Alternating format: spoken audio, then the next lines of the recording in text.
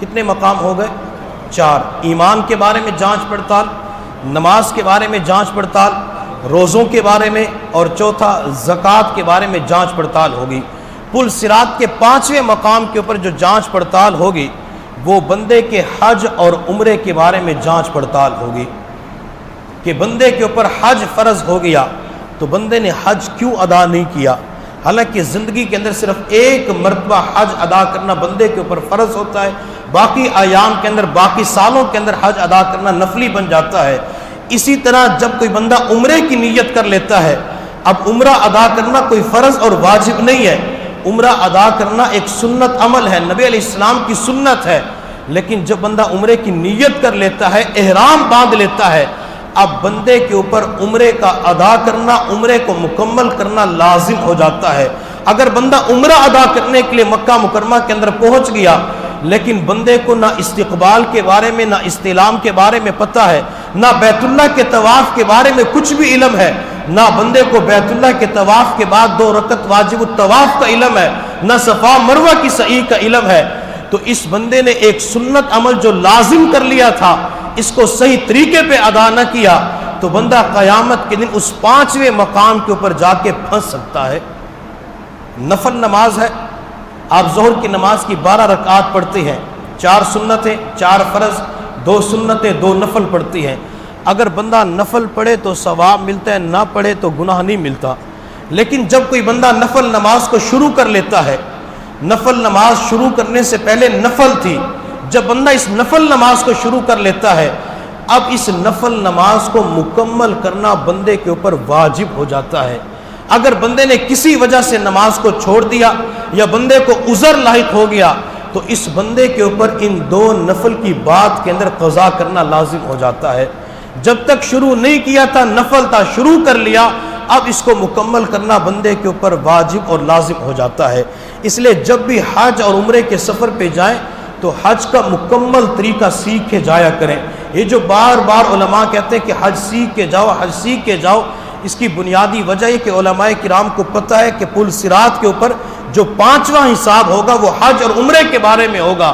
اگر بندے نے دنیا کے اندر حج اور عمرے کا طریقہ نہیں سیکھا، اس کے مطابق حج اور عمرہ نہیں کیا تو بندہ پل صراط کے اوپر جا کے پھنس سکتا ہے۔ جب بندہ وہاں پھنس گیا تو سیدھا پھر جہنم کے اندر چلا جائے گا۔ پل صراط کا اگلا قدم، 6واں قدم، جہاں بندے سے وضو اور غسل کے بارے میں جانچ پڑتال ہوگی۔ وضو صحیح طریقے سے ادا کیا تھا یا نہیں کیا تھا۔ بعض مرتبہ لوگوں سے پوچھتے ہیں کہ وضو کے فرائض کتنے، تو وضو کے فرائض کا علم نہیں ہوتا، غسل کے فرائض کا علم نہیں ہوتا۔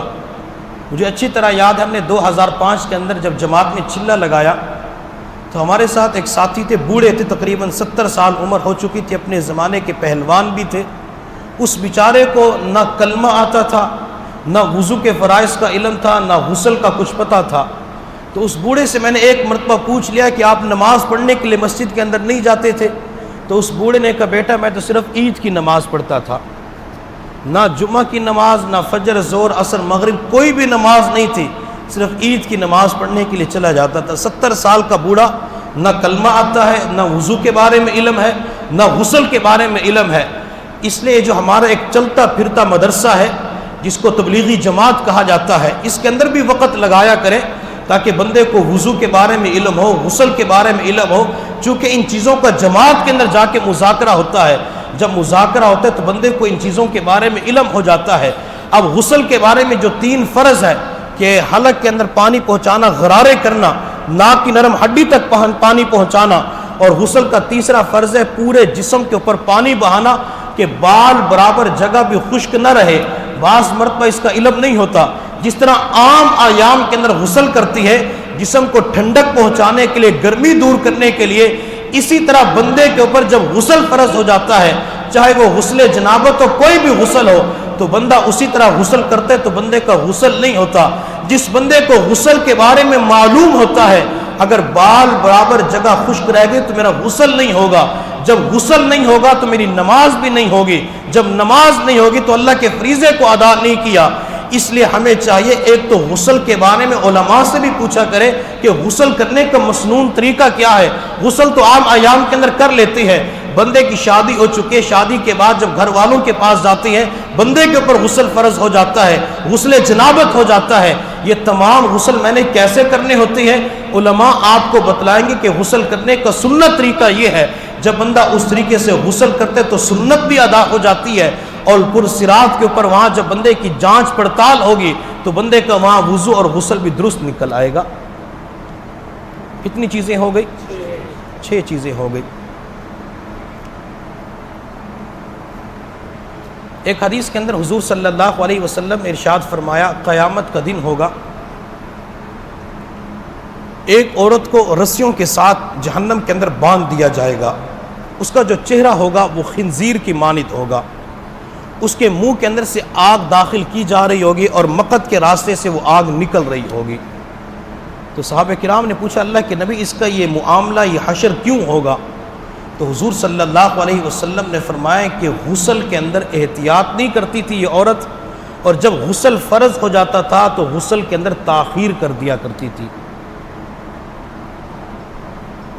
ہم اپنی زندگی پہ غور کریں کہ جب غسل فرض ہو جاتا ہے تو کیا غسل کرنے کے اندر جلدی کرتے ہیں یا تاخیر کر دیتے ہیں؟ اگر بندہ غسل کے اندر اتنی تاخیر کرے کہ بندے کی نماز قضا ہو جائے تو پھر یہ ایک گناہ کبیرہ ہے، گناہ صغیرہ نہیں ہے، کبیرہ کا ارتکاب کرنے والا بن جاتا ہے۔ ہم غور کریں کہ جب غسل فرض ہوا تھا غسل کے اندر جلدی کی تھی یا غسل کے اندر اتنی تاخیر کی کہ فجر کی نماز بھی گئی، ظہر کی نماز بھی گئی، دوسری نمازیں بھی قضا ہو جاتی ہیں۔ اگر اس عورت کو غسل کے اندر تاخیر کی وجہ سے یہ عذاب ہو سکتا ہے تو مردوں کو بھی یہ عذاب ہو سکتا ہے۔ اس لیے جب غسل فرض ہو جائے تو غسل کے اندر جلدی کیا کرے۔ 7واں مقام جو آخری مقام ہوگا، علامہ جلال الدین سیوطی رحمۃ اللہ علیہ فرماتے ہیں، جو بندہ اس 7ویں امتحان کے اندر کامیاب ہو گیا، اس 7ویں پرچے کے اندر کامیاب ہو گیا تو بندہ سیدھا جنت کے اندر چلا جائے گا۔ اگر یہاں پہ یہ بندہ 7ویں مقام کے اوپر پھنس گیا تو بندہ یہاں کٹ کر جہنم کے اندر چلا جائے گا۔ وہ 7واں عمل کیا ہوگا؟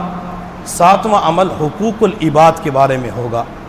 پہلے یہ تمام اعمال حقوق اللہ کے متعلق تھے، ایمان، نماز، روزہ، زکوٰۃ، حج اور وضو غسل کے بارے میں، پاکی ناپاکی کے بارے میں۔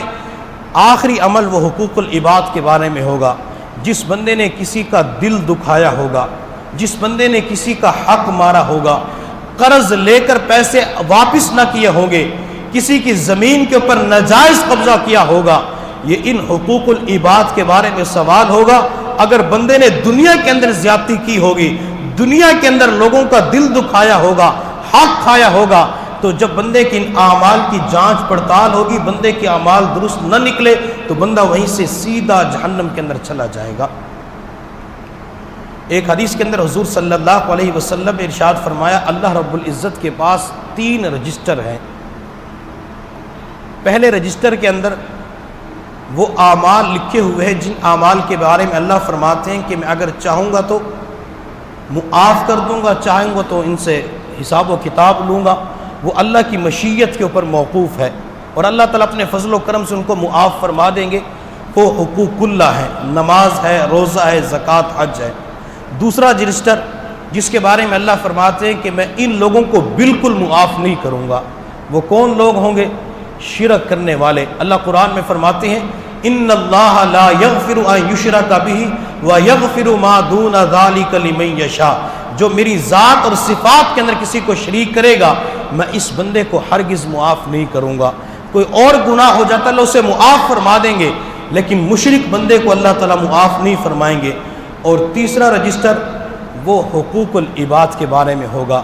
جس بندے نے کسی کا حق دیا ہوگا تو اللہ تعالیٰ اس رجسٹر کے اندر لکھا ہوا ہے، جب تک بندہ اس بندے کو معاف نہیں کرے گا اس وقت تک میں اس بندے کو معاف نہیں کروں گا۔ تو لہٰذا دنیا ہی کے اندر اپنے حقوق کو معاف کروا لیجئے، جس کا قرضہ ادا کرنا ہے اس کا قرضہ واپس لوٹا دیجئے، اور جس کی زمین کے اوپر ناجائز قبضہ ہو چکا ہوتا ہے اس کی زمین واپس کر دیجئے۔ ایک حدیث کے اندر حضور صلی اللہ علیہ وسلم نے فرمایا، اگر کوئی بندہ کسی کی زمین پر ایک بالش ناجائز قبضہ کرتا ہے، قیامت کے دن یہ زمین 7 طبق تک اس کے گلے کے اندر ڈال دی جائے گی۔ اگر آج کسی بندے کے گلے کے اندر چند کلوں کا وزن ڈال دیا جائے تو بندہ برداشت نہیں کر سکے گا، اور یہ منو وزن جو بندے کے گلے کے اندر ڈالا جائے گا، آخر یہ بندہ کہاں برداشت کرے گا؟ بندہ برداشت نہیں کرے گا، کمر بھی جھک جائے گی، گردن بھی جھک جائے گی، اور ساری انسانیت کے سامنے یہ بندہ پھر رہا ہوگا، اور اس وقت فرشتے کہیں گے یہ ہے دنیا کے اندر زمین کے اوپر ناجائز قبضہ کرنے والا، لوگوں کے حقوق کے اوپر ڈاکہ ڈالنے والا۔ آج ہم دنیا کے اندر دیکھتے ہیں دو بندوں کے سامنے تیسرا بندہ ہماری بے عزتی کر دے، ہم اسے برداشت نہیں کر سکتے۔ ہم کہتے ہیں دو بندوں کے سامنے بے عزتی کر دی، دو بندوں کے سامنے مجھے ذلیل کر دیا۔ اگر دنیا کے اندر دو بندوں کے سامنے یہ بے عزتی برداشت نہیں کر سکتے تو قیامت کے دن تو انسانیت کا مجمع ہوگا، قیامت کے دن تو انبیاء کھڑے ہوں گے، اولیاء کھڑے ہوں گے، صحابہ کرام کھڑے ہوں گے۔ جب اس بندے کو وہاں ذلیل کیا جائے گا تو اس وقت بندے کا کیا بنے گا؟ اور بعض مرتبہ حقوق العباد ہی کے اندر یہ چیز شامل آتی ہے، بجلی چوری کر لی جاتی ہے، گیس چوری کر لی جاتی ہے، پانی چوری کر لیا جاتا ہے، یہ سارے کے سارے حقوق العباد کے اندر آ جاتے ہیں۔ بعض مرتبہ لوگ کچھ علاقوں کے وہ خوش ہو کے بتلاتے ہیں کہ ہمارے علاقے کے اندر تو تاروں کے ساتھ کنڈی لگاتی ہیں اور صبح سے شام تک بجلی آتی ہے، ہم تو بل ادا ہی نہیں کرتے، خوش ہو رہی ہوتی ہے۔ یہ خوشی ایک گناہ کے اوپر ہے۔ جب بندہ کسی گناہ کو گناہ ہی نہیں سمجھتا اور بندہ اس گناہ کے اوپر خوش ہو کے لوگوں کو بتلاتا ہے تو بندہ سمجھ لے کہ اللہ نے میرے اوپر توبہ کے دروازے کو بند کر دیا ہے۔ جب بندہ گناہ کو گناہ سمجھتا ہے اللہ اس بندے کے اوپر توبہ کے دروازے کو کھول دیتے ہیں، بندے کو توبہ کی توفیق مل جاتی ہے۔ اس لیے جو گناہ ہے اللہ کی نافرمانی ہے وہ گناہ ہی کے اندر آتا ہے۔ جن لوگوں نے دنیا کے اندر چوری کی ہوگی، چاہے وہ بجلی کی چوری ہے، گیس کی چوری ہے، پانی کی چوری ہے، مال کی چوری ہے، کوئی مادی چیزوں کی چوری ہے، تو پوری قوم ایک طرف کھڑی ہوگی اور یہ بندہ انسانیت کے مجمع کے سامنے ایک طرف کھڑا ہوگا۔ ملک پاکستان کے لوگ ایک طرف کھڑے ہوں گے، پنجاب والے کھڑے ہوں گے، دوسرے صوبے والے کھڑے ہوں گے، اور قیامت کے دن عرض کریں گے اللہ ان لوگوں نے ہمارے حق کے اوپر ڈاکہ ڈالا تھا، ان لوگوں نے ہمارے مال کو چوری کیا تھا۔ اللہ جس پیسے کے ساتھ، جس ٹیکس کے ساتھ اس ملک کے اندر بجلی چلتی تھی، اس کے اندر بل ادا کیا کرتے تھے، ٹیکس ادا کیا کرتے تھے، یہ لوگ مفت کے اندر اس بجلی کو چوری کر لیا کرتے تھے۔ یہ پوری قوم دعویٰ کرے گی، حتیٰ کہ پروردگار ذوالجلال ان لوگوں کے کھاتے کے اندر نام اعمال میں جو نیک اعمال ہوں گے وہ سارے نیک اعمال اس پوری قوم کے اوپر تقسیم کر دیے جائیں گے، حتیٰ کہ بندے کے پاس کچھ بھی نہیں رہے گا۔ یہ حق کا مطالبہ کرنے والے کہیں گے اللہ اس نے فلاں حق بھی دینا ہے، تو اللہ تعالیٰ فرشتوں سے فرمائیں گے ان لوگوں کے گناہ اس بندے کے سر کے اوپر ڈال دیے جائے۔